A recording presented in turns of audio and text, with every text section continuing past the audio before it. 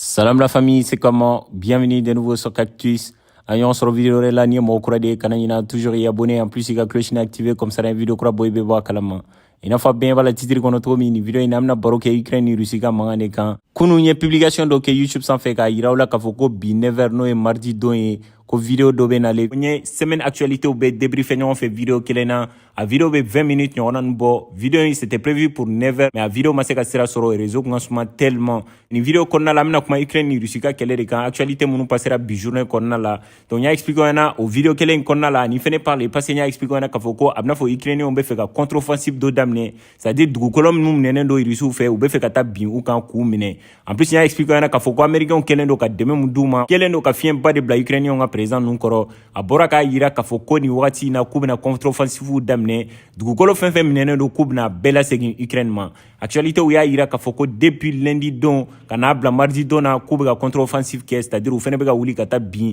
la crime qui refait dugu do kanu ba wole ko Kherson ya expliquer na ka foko o dugu inde na Russie fait depuis février kalo konna la o de kera dugu folo e mun bina Russie ka bolo kan donc où ya yira ka foko be Kherson mine Kharkiv region nu fene bo mine oni fene Lugansk fene ou be yen fene mine donc on est offensive damné de lundi don Ukrainien borana e ka yira ka foko le contre-offensive bado ke Kherson contrôle la ko Russie ka sura suka position do bien o lui e yenti ko lui e yoro do fene mine mais Russie bora ka yira ka foko tiente ko lui nato e ko bombarder kula segin ku ka sura si baden ni tora la ka be sura si keme duru ni kobo donc o bolen fene ko fe bi mardi don a yira la ka foko Ukrainien be ka continuer ka fe on blaka ta jigin yoro inkan o lu bala ka foko fu ka Kherson mine mais Russie bora ka yira ka foko yoro intega mine ko lu te ka reculer ani fene ko olu buga uga sura sufa ko be ka Ukrainien nga sura sufa de deux côtés numbala ka foko be ka contre-offensive ke ko mina dugu numne Russie fene be ka continuer ka yira ka foko te ka avancer ou te ka foi ko lu la o le bugu fara au contraire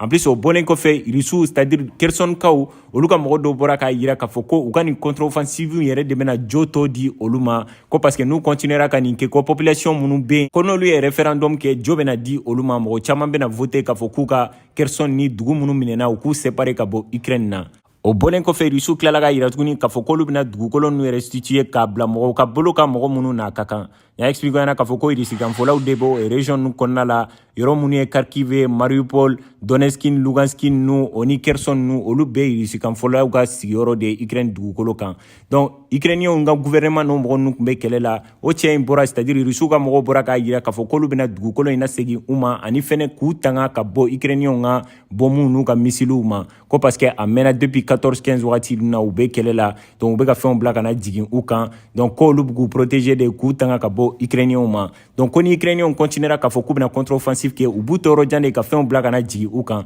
non na jigin u kan u buga bâtiment ci ka civil u faga no kera civil u ba fo de ko bombora yoro were de Russie mani ke Ukrainien de be ka ni ke et pourtant u ba kala ma ka foko lu Ukrainien de ni be ka mo défend te fe blaka ta jigin u kan donc ko ni référendum kera o be se ka ke sababu ye jamana kono de munu be no Ukrainien ye nu installer lendo Kherson ni Mariupol ni Donetsk ni Lugansk ni konna ani Kharkiv region konna la ko lu mo gon bena de Russie de fait référendum la ka yira ka foko ou sonama ka foko be rattaché Russie la ou so buka indépendance ta donc Ukrainien nu mu janto yere la réellement ou songa problème ba de gen yoro la donc en plus ou ga président fene borana ka yira ka foko restitution de beke ko dugukolo nu bebe minedi ko Ukrainien be ku ka dugukolo de mine ou be kelem na ko kelenya na mande do be ka dugukolo nu na segi u yere ma genre kuka devoir de do ko faka seginde ni wati na déterminer lem ba de do ako la pe ko kumate négociation te kele de ou be déterminer de do fuka nani c'est-à-dire victoire de donc ko la Crimée o i Kherson o i Lugansk o i Donetsk o Kharkiv region munu minene do kuba be mine ka la segi Ukrainien ma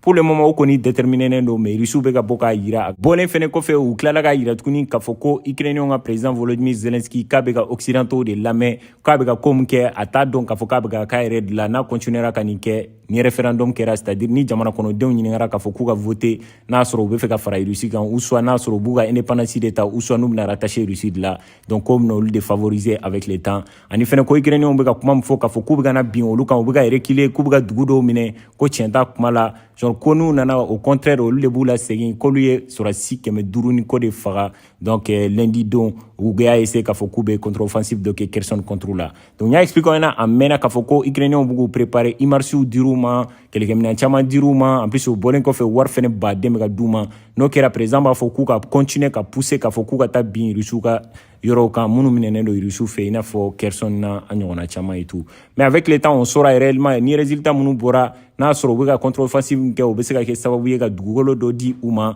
donc an bɛ bɔ a kalama ou soit n'a sɔrɔ rusiw de bɛn'u pousser on le saura aussi donc nin kun ye actualité fitinin de ye n ye mun collecté bi journée kɔnɔna la n'a sɔrɔ a ye faamuya sɔrɔ vidéo la n'hésitez pas de me laisser un petit like pour me donner de la force minnu t'a faamuya a b'a cliquer nin bouton kan pour que ka fanga di vidéo ma a ɲɔgɔn sɔrɔ vidéo wɛrɛ la c'était Cactus, prenez soin de vous et à la prochaine.